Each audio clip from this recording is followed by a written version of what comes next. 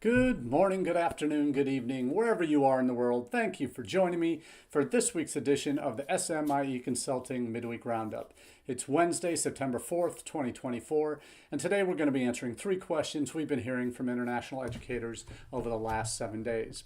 And actually, this is my first not roundup in about 3 weeks due to some travel obligations in South Asia. Had the pleasure of visiting Nepal, India, and Sri Lanka. Sri Lanka for the first time in my 31-year career, the 80th country that I've had the pleasure of visiting for recruitment purposes.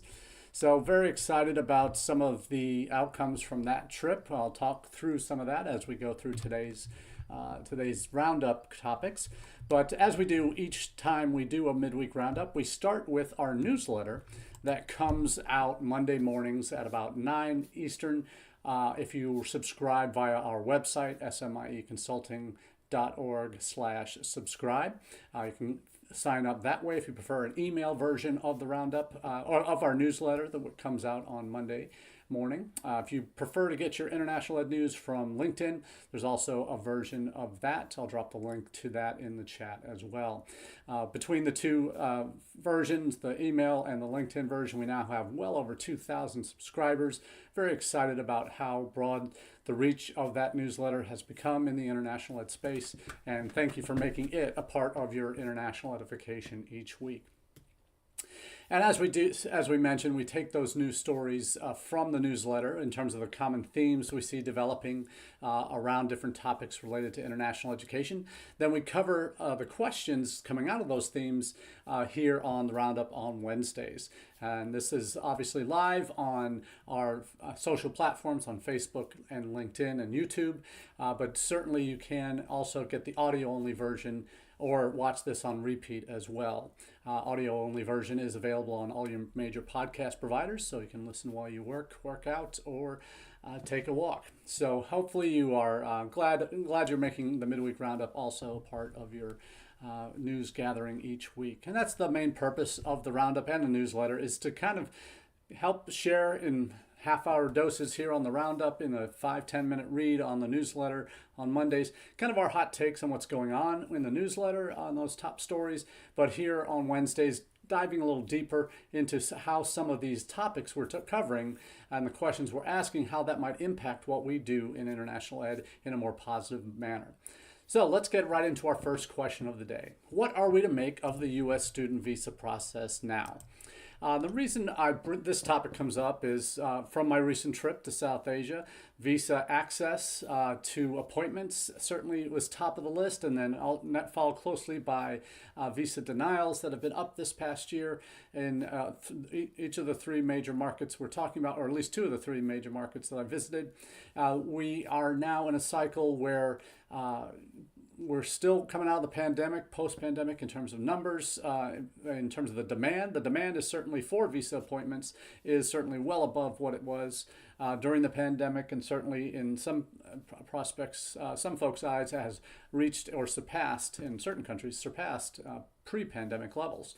So the thrust of this question about what are we to make of the U.S. student visa process these days is coming out of an article that Ben Waxman shared from INTED that covered his reactions to some of particularly one of the sessions at the EdUSA Forum in DC in end of July, beginning of August, where visa denials, visa wait times, all were popular topics, and put the Bureau of Consular Affairs folks straight in the line of fire for a lot of negative comments and about the denial rates and other things that the association world in international ed is certainly addressing through the Coalition for U.S. Coalition for Success, and their associated membership organizations, and how well they are trying to impose and the demands on Bureau of Consular Affairs to re-examine how they're making visa decisions. A lot of this is important context, because our visa process is very different than our peers.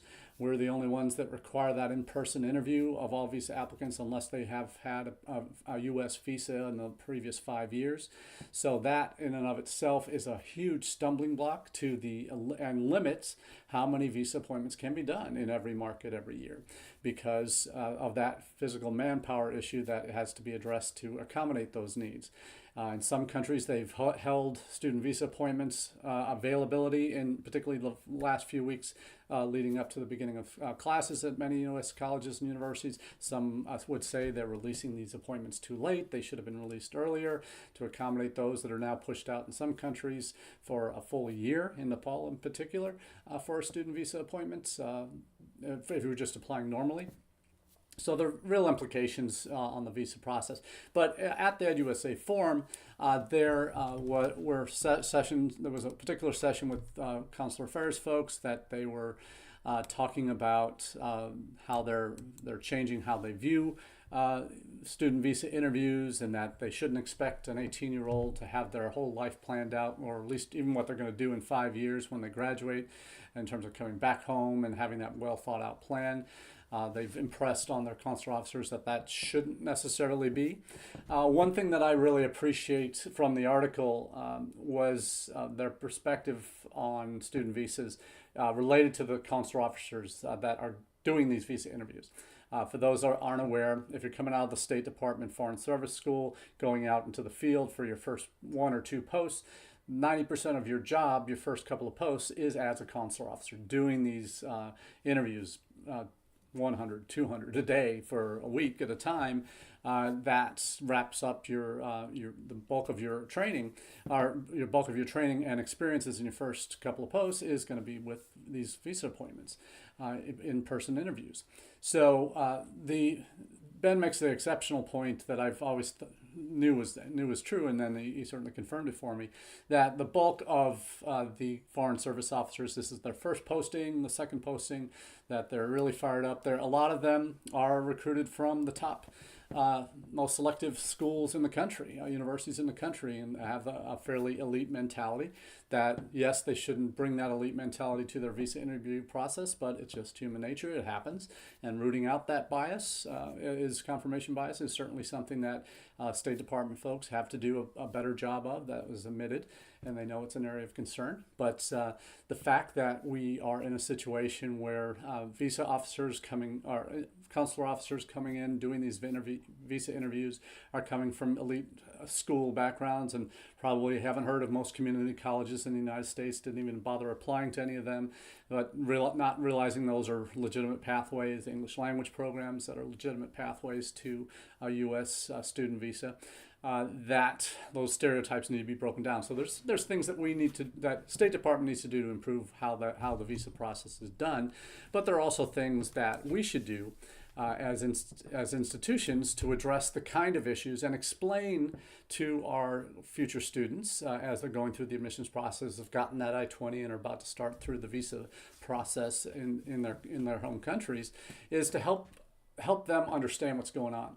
Certainly getting students in each country to go to Education USA consular sessions that they host every year in their different cities, where they bring in consular folks or do virtually interviews with consular folks where they explain the process on how it happens locally, in terms of making the appointment, in terms of documents you need to bring, in terms of how the interview goes and what best advice is for practice or not, versus maintaining or rehearsing a speech. All of those things are things that Education USA does, and that should be an important part of the education process with our future students as they get their I-20s with us, and what we include with what we send.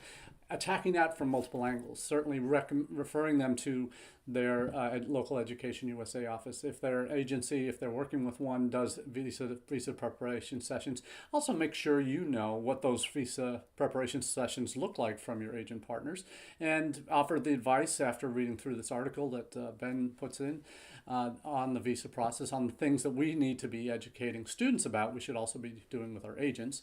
About what are the kinds of questions that they're going to be asked, how they need to answer them properly, why they are so important that they understand.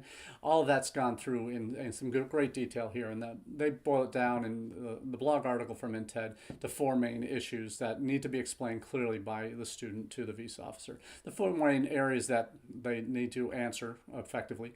We know that there are three questions that every student must answer to successfully get a U.S. student visa. That is, are they a serious student? How are they going to pay for their studies? And what is their plan when they're done in some level of detail? Those are the three that State Department folks will always say those are the three thresholds, questions that need to be answered satisfactorily to that consular officer's impressions of each student applicant.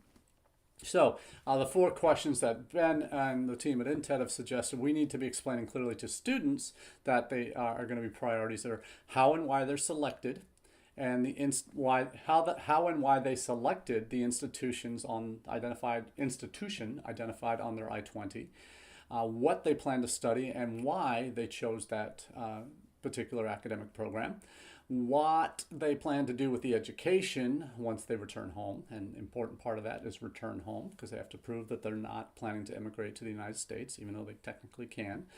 How they will, and finally, how they will finance their education. So covering the basic 3 points that I mentioned as well, but talking specifically about number 1 and number 2 are combining why you chose, are you a serious student, where you can articulate why you chose the particular institution you're going to attend and why you chose the particular academic program you're going to pursue. Those are the things that we need to be communicating effectively. And why are those things important? Because the visa process is intimidating. They typically don't do a good job. Students, if they're on their own, don't really know exactly what to rely on for help, particularly if they don't know about Education USA or don't have an agent that they're working with. They're relying on you to provide this content. If they have it also from EdUSA, that's great. You know that's trusted. But if they're doing it with an agent, make sure your agents are aware locally of EdUSA, but also that they're giving the right information in terms of their prep sessions. And that the belief that U.S. education is financially out of reach, that's one of those things that consular officers have to be confident knowing that the students have the right finances to pay for their education. So great article by the INTED team as usual in terms of what students should expect. And one that makes us think about the visa process. Obviously, when we're communicating with future students, we need to be communicating, understanding what their needs are and why, how they're viewing the process, and step back and look at it from through their eyes, and acknowledge what the high stress points that they're probably enduring as they prepare for this important next to last step before they can come to you. So we'll cover this topic of student visas again at the end of in our third question, but we'll move on to question number 2, which is, have we made it back to pre-pandemic recruitment levels here in the United States? We've certainly seen numbers increase. Certainly Open Doors numbers were up last year in the 2023 report, which looked at the previous academic year, 22-23. The real-time data that we have available is through SEVIS by the numbers, through DHS. And there's a report out from Boundless that kind of analyzes the SEVIS by the numbers data and showed that by the end of 2023, there were 1.5 million F&M students living in the United States. That's a 10% increase from the previous year. Clear sign that the international student enrollment is bouncing back to pre-pandemic levels. So the 2023 numbers are the largest in SEVIS by the numbers reports since 2019, so in the year before the pandemic. So hopefully this fall, 2024, at the end of the calendar year, we'll be at a position where we'll know we're back over 2019 levels. So this Boundless report takes a look at 3 main areas of why the U.S. is back up to these pre-pandemic levels. First up, recruitment efforts. I'll quote these from the Boundless report. U.S. institutions are intensifying their effort to attract international students to counteract a drop in domestic enrollments. We know about the domestic cliff that everybody's been talking about for the last 5 or 6 years, and it's happening. And here's one of the reasons why U.S. institutions are doing to counter that, is ramping up international efforts, and we've certainly done that at UNLV. The second is global capacity. And we look at what's happening in Canada, the UK, Australia, where net migration is a huge issue in terms of governments are conservative and liberal both are reacting to the huge increases in net migration that they've experienced in the last 5 years, and as a result have imposed some significant caps on and regulations that limit the number of new international students that can come into the country. Australia this week, and we'll touch about this in the third article, or third question, has just imposed 240,000 new student visas issued each year. UK has limited their dependent student visas only to doctoral level students. We've seen restrictions on our limits on the funding that or the salaries increases for international students in certain fields has limited their ability to gain employment and their post-study work with the graduate route. And in Canada, they're just finishing their first year of their first 30% reduction cap on student visas or study permits that are issued there, along with other countries. There's been some real challenges and limits that have been put in place, and as a result, part of the reason for those limits that are being put in place is that they are already at capacity. Capacity in a number of different ways. You hear about the housing challenges that international students have in these other major destinations, particularly in cities and less populated cities or towns that they might attend in Canada, for example. That universities that have been short on funding from the federal government or provincial governments are now, or over the last few years, have been going heavy on international, perhaps too much. And as a result, the housing issues in the communities where they're located that aren't high enough, the housing stocks aren't high enough to accommodate all the need because they're at capacity or surpass capacity. There were universities in the UK a year ago that were telling international students that even though they might have visas and gotten them places in scholarship in the university, if they didn't have housing sorted, they shouldn't come. I mean, that's probably, of all things, it's probably a good thing to tell them before they get on the plane and come. They don't want that to be wasted, but they made that very clear. So the capacity issues in these other countries, because they don't have the local housing stock either on campus or in their communities. They don't have, they're seeing in their local communities and at the national level the pressures these extra international students have put on resources for the government in terms of healthcare, other services that are offered, how that is negatively impacting the government's views of all these extra students. They've gone beyond capacity. And we've talked in the US, we are only at 5-6% of our higher ed population being international, whereas Canada, UK, Australia are 25-30% or more. So those limits are reasons why the new limits are being put in place are because they simply can't handle the extra volume in those countries for housing and strain on services, let alone places at the university, even though the universities still want to bring more of them in because they're encountering some real financial hardships. But in the United States, we have that capacity to grow not only percentage of our student bodies that are international, but also we're built as residential schools, the majority of our campuses are. So we have the ability to house students on campus without being too much of a strain on their local communities. So there's that capacity that's very much in our U.S. favor. And the final piece is the increase in student visa issuance. And though we've talked many times and we hear a lot in the news, all the problems with visa approval rates, particularly in Africa and other countries, we are also seeing the number of visas issued. Like in 2023, an 8.5% increase over 2022, and the most student visas issued in a single year since 2016. So probably by the end of 2024, we'll see hopefully number of visas issued for the fiscal year 2024 be at levels of 2016 or more. So some positive news coming out on the visa front that even though there have been efforts to improve capacity in terms of visa appointments in many countries, the fact that we still have the handbrake on because of our requirement for in-person visa interviews for every student who hasn't already had a U.S. visa in the last 5 years. So the Boundless report also goes into how how the number of students on OPT has also increased, a 37% increase in 2023 of students enrolling in OPT. And of those numbers, the greater majority were in the STEM fields, with India representing 39% of the OPT students and China representing 23.7%. So that's the second question of the day. Our final topic is how are student visa caps affecting where students go? Now, on my trip this past 3 weeks, 2.5 weeks, where I just got back on Monday evening, one of the main topics in each stop was access to visa appointments.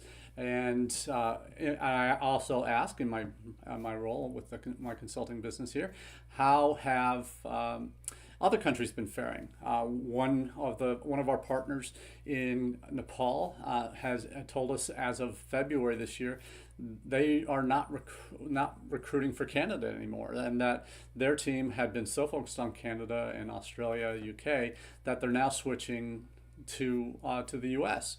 as opposed to Canada. So they have to educate themselves, and we're scheduling trainings for them and all that. So this is part of the evaluation process on in how we're looking at visa flows, is looking at these other countries. So the numbers are reflecting with, like for example, Australia. We've heard that they've just dropped a cap starting in 2025 of 270 million. I said 240, not million, 270,000. I think I said 240,000 earlier. But 270,000 is the cap of new international student visas issued in 2020, starting in 2025. So from January. That will be the rule. And that's the reason they're doing that is they've had, again, the capacity issues that we talked about. They've seen enrollments grow at universities by 50% since before the pandemic. And before that time, in the same time frame, universities enrollments were growing at 10% in the same, so the majority of those enrollments were on the international sides, in growth at least. And that's one of the other reasons the education minister in Australia has called for why the cuts are coming. Students are back, but also the quote unquote people seeking to exploit this industry to make a quick buck are back as well. So they've accused, the Australian government has accused some higher ed institutions of unethical behavior, including, quote unquote, accepting students without adequate language skills, setting subpar education standards, and enrolling people who intend to work instead of study. So those are some of the main reasons why the caps are now in place in Australia. So what that's led to is like for example, Nepal had been a major market for Australia. They are now facing record high visa rejection rates, where that they've had seen in the last 2 to 3 years a big increase in the number of Nepalis going to Australia. We're now seeing a 33% decline of student visas granted to Nepali students applying to Australia in 2023. So in 2023, only 11,000 students, Nepalis, were granted visas to study in Australia compared to 23,000 in 2023. So they've lost over 50% of their new students heading that way. So where are they going instead? The UK is one of those beneficiaries. They've seen their visa rates from Nepalis increase 63% in terms of the number of study visas issued. So we're seeing some very significant growth going away from Australia, going to UK. In one other case, we see an agency, a master agents aggregator, going not at all to Canada, instead refocusing on the US. So yeah, in Nepal, there's very significant changes going on that way. We saw in Sri Lanka, my first time to that country, meeting with 4 different agencies that one of our partners had arranged for us. Each of them said, hey, we're starting to get questions about the U.S. market. We're seeing a move away from Australia, a move away from Canada, but UK still plays a very significant role in that country based on colonial history. But we're seeing an interest in knowing more about the United States. So we're seeing some very significant movement throughout the subcontinent in South Asia there's still that huge demand in India that is not being met in terms of visa appointments, but we've also seen a spike from our some of our partners in Nepal, in India, have shared that visa issuance rates are down in India this year. Probably more visa appointments than there were last year, but higher visa rejection rates and big kind of dip in total numbers from a lot of the big players in India this year to the U.S. So that might be a temporary thing. It might be a long-term trend. But we also see India students are falling not just to the U.S., perhaps in Australia, but also to the U.K. that has seen so far this year a 23% drop in Indian student visas granted. So we'll see what happens after the dust has settled from the fall enrollments, but we're really seeing a lot happening on this front and looking forward to continued evolution in what's going on. So that's all we have for you this week on the Midweek Roundup. We really wish you the very best as the new academic year is beginning across the country, and look forward to seeing you out on the road later this fall. As for all these things, we're grateful for your time. And on a personal note, just wanted to dedicate this issue to my brother, my younger brother who passed away this past weekend. Simon, I love you, and we'll see you again soon someday. Have a great week, everybody.